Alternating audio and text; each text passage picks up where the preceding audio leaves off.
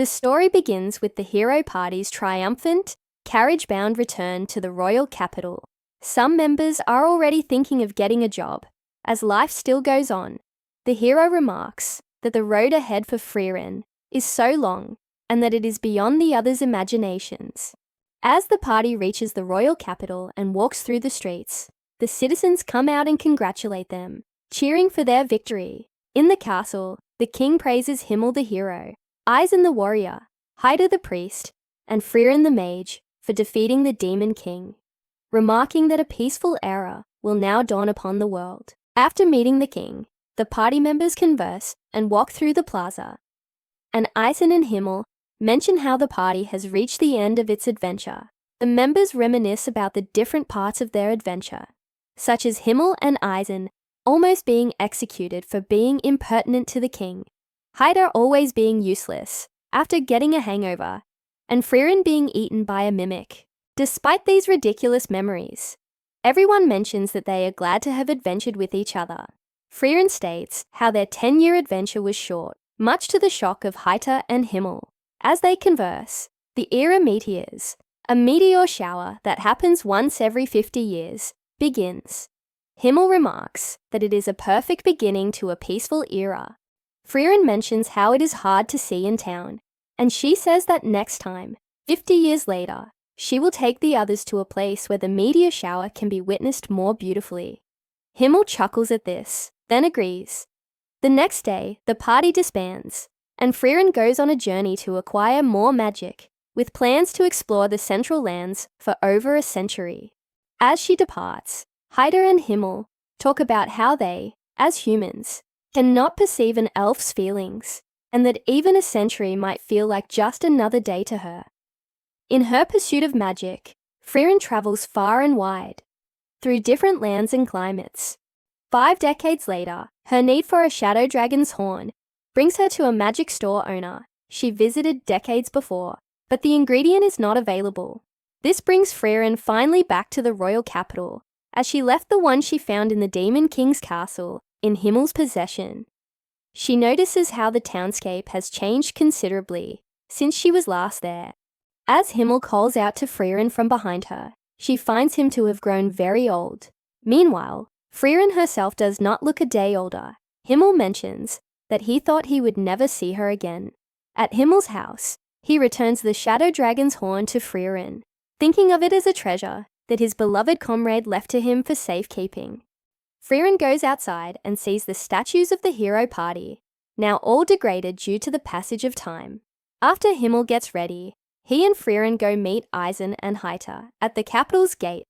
Frieren remarks how Haida, who has also aged, looks more dignified, and he states that it is because he is a bishop now at the holy city.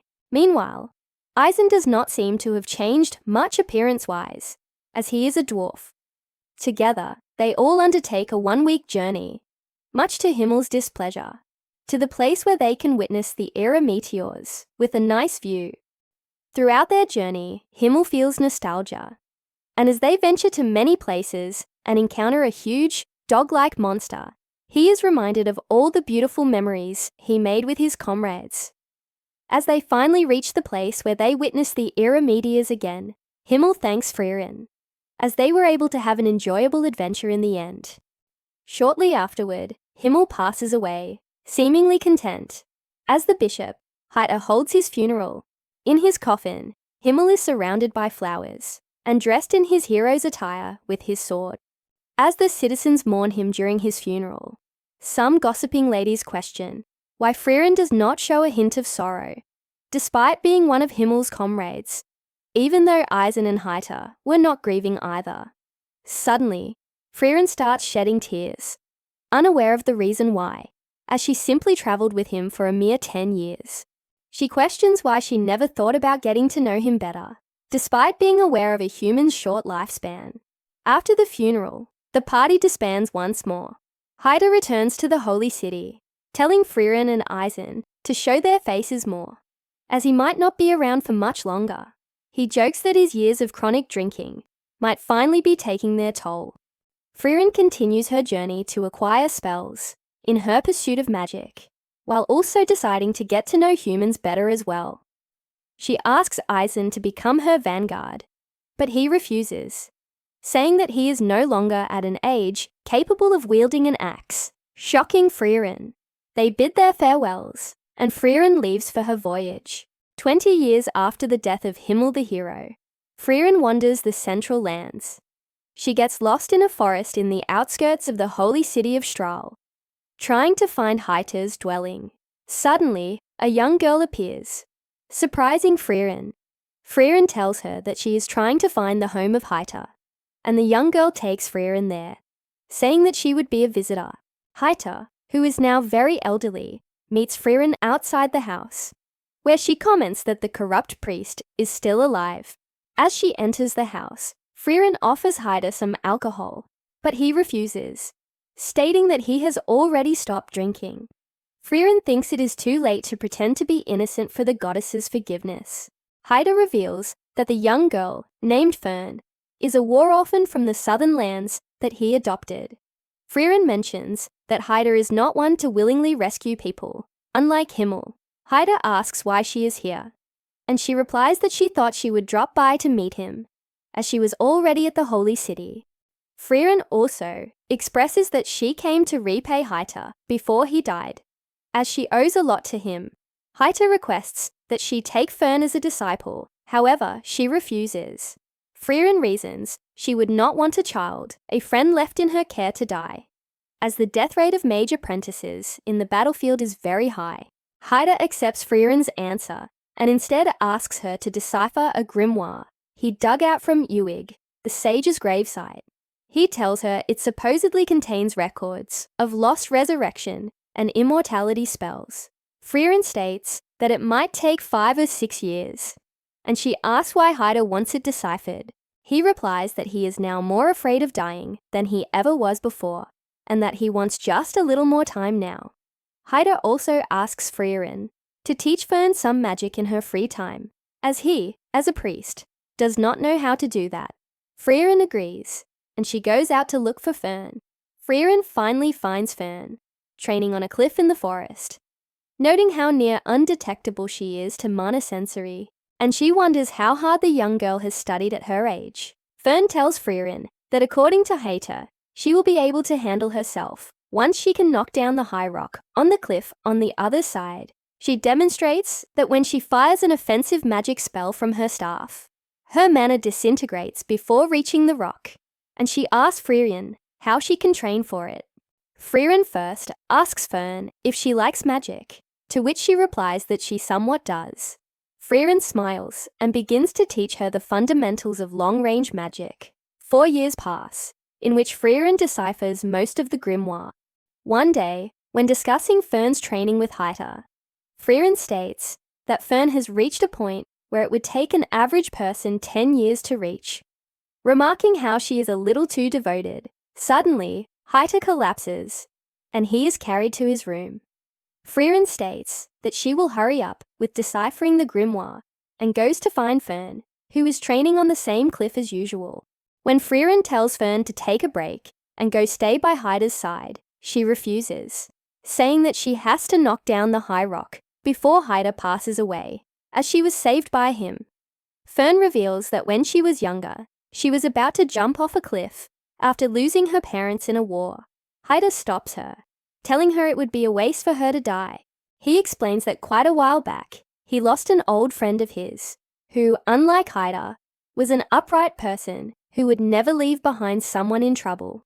Heiter states that if his friend lived on instead of him, his friend would have been able to save many people. Heiter explained that he planned to live on quietly for the rest of his life. However, if he would die like that, the precious memories he made would disappear from the world as well. He explains that for the same reason, it would be a waste for Fern to die with all her beloved memories. Fern explains to Frieren that learning how to survive on her own is her repayment of gratitude to Heiter.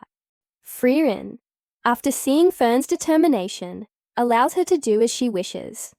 Some more time passes, and Frieren finishes deciphering the grimoire, finding that neither resurrection nor immortality were recorded within. When asking Heiter if he knew, he replies that if such a thing existed, then Uig himself would have used it. He asks Frieren about Fern's progress, and she replies that although she still needs more practice, she can be considered a proper mage now.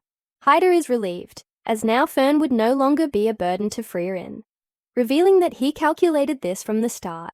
He asks Frieren to collect her pay and leave with Fern at night, as he does not have much longer to live and does not want Fern to experience losing anyone else.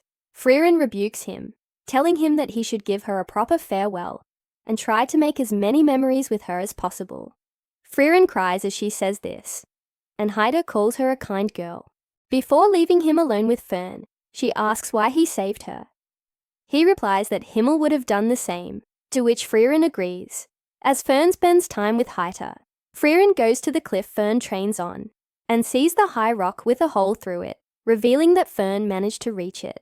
Frieren decides that she too will be like Himmel the hero. After Haida's burial, Frieren pours alcohol over his grave. Fern thanks her as she was able to repay Haida, and Frieren replies that she was simply outsmarted by the corrupt priest.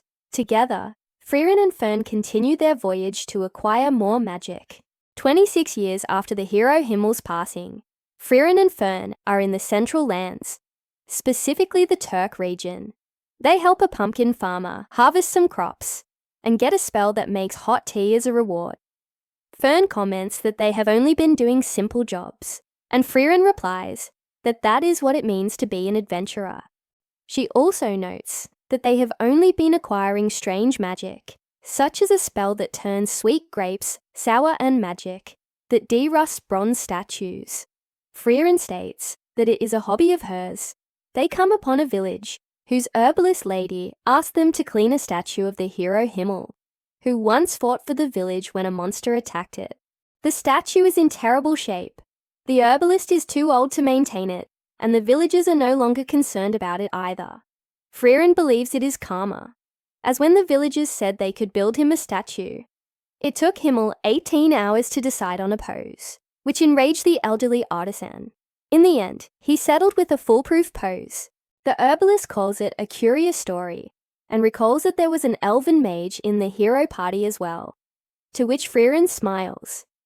After the Frieren and Fern clean the statue, the herbalist thanks them, and thinks of planting some flowers around the statue to add more colour. Frieren almost uses a spell to make a field of flowers, but she stops and decides that making a field of blue moon weed flowers would be best, although she has never seen it before, as it is a flower that originates from Himmel's hometown. She asks the herbalist, who takes the duo back to her shop and explains that long ago, all the flower fields within the forest vanished, and there hasn't been a sighting of blue moon weed for several decades. Meanwhile, Fern tries to hide a couple of ecology-named fauna, seed rats, which are harmful animals that eat seeds, in her cloak, but gets caught by Frieren, so she returns it to the forest. The duo decides to search for blue moon weed, as analysing a live specimen would allow them to use magic to make the flowers bloom. Fern asks if Frieren is doing this for Himmel, but she replies that it is just for herself. 6 months pass, and they still haven't found any blue moon weed. Although a trivial amount of time for Frieren, Fern starts becoming impatient. One day, she goes to the herbalist's shop alone and asks her if she thinks they will find the blue moon weed. Fern explains that Frieren's attachment to magic is abnormal, and that at this rate, they will keep looking for it for years, or even decades. She says that Frieren is a mage who has the power to save many people, and should not be spending her time on something non-existent. The herbalist smiles and hands Fern a small pouch and says she is sure that Frieren will understand if Fern conveys her feelings to her honestly. Fern goes to Frieren and expresses her thoughts. She shows her the pouch that is revealed to contain seeds of a related species the herbalist stored. Fern suggests planting these around Himmel's statue instead. Frieren understands and says they will stop after a little more searching. At the same time, a seed rat steals the pouch of seeds and runs away. As the duo pursues the rodent, Fern asks Frieren why she is acquiring magic, to which she again replies that is her hobby. Fern states that it does not seem like it. Frieren recalls a memory from the past, when she was with the hero party. She used magic to produce a field of flowers, which excited Eisen and Haida, causing them to prance around and play in it. Haida merrily places a flower crown on Eisen's head, causing Frieren to remark disgusting. Smiling, Himmel places one on Frieren's head as well. Frieren then tells Fern that it is because there was a fool who praised her for the magic she acquired. Fern calls it a silly reason, and Frieren concurs. They eventually reach an abandoned watchtower, where many seed rats can be seen. Frieren picks up a flower petal that was on the ground near it. She explains that seed rats hide their feed by burying it in a safe place, away from enemies, but they often forget where they hide them. As Frieren flies up to the top of the watchtower, she recalls another memory from the same day. Himmel tells Frieren about Blue Moon Weed, the flower of his hometown, and says that he wants to show it to her someday. When Frieren reaches the top of the watchtower, she finds a multitude of blue moon weed flowers, remarking that she didn't expect there to be this many. She also remarks that Himmel was pretty late. As Frieren analyzes a specimen, Fern also reaches the top and is surprised that they found it. She says she cannot fathom why Frieren dedicates her entire heart and soul towards magic. Frieren says she is sure Fern understands, as she also has not given up on becoming a mage. Fern disagrees, saying she was simply content with any power with which she could survive on her own. Frieren disagrees with her, as she did choose magic, and Fern agrees. Frieren plants the flowers around Himmel's statue, and the herbalist thanks them. Thinking she would never see Blue Moon Weed again, she is sure that the statue will never be forgotten now as well. As the duo leaves, Frieren places a Blue Moon Weed crown on Himmel's statue's head, similar to how he did to Frieren in the past.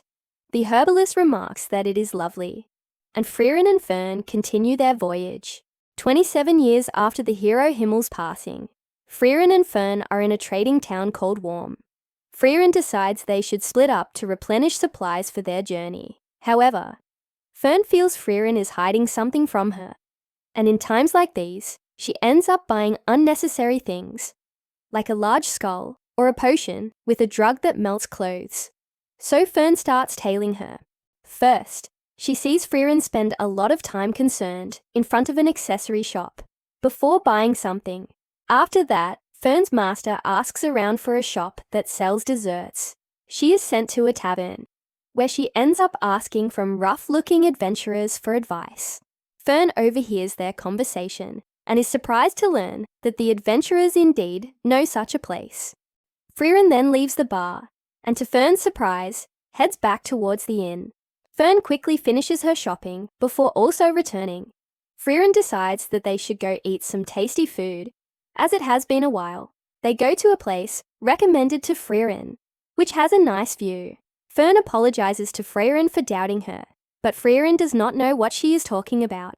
Frieren tells Fern to choose whatever she wants, as she has some secret savings. Surprising Fern, Fern asks Frieren what she will choose, but before Frieren can say anything, Fern already answers with merkur pudding.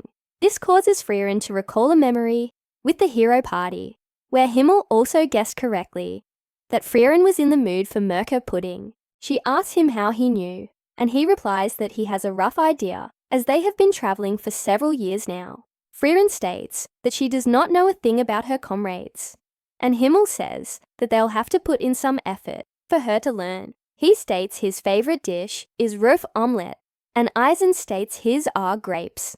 Before Haida can say his, Frieren already answers with alcohol, calling him a corrupt priest and making him feel embarrassed. Frieren apologizes to Fern, as she does not know a thing about her.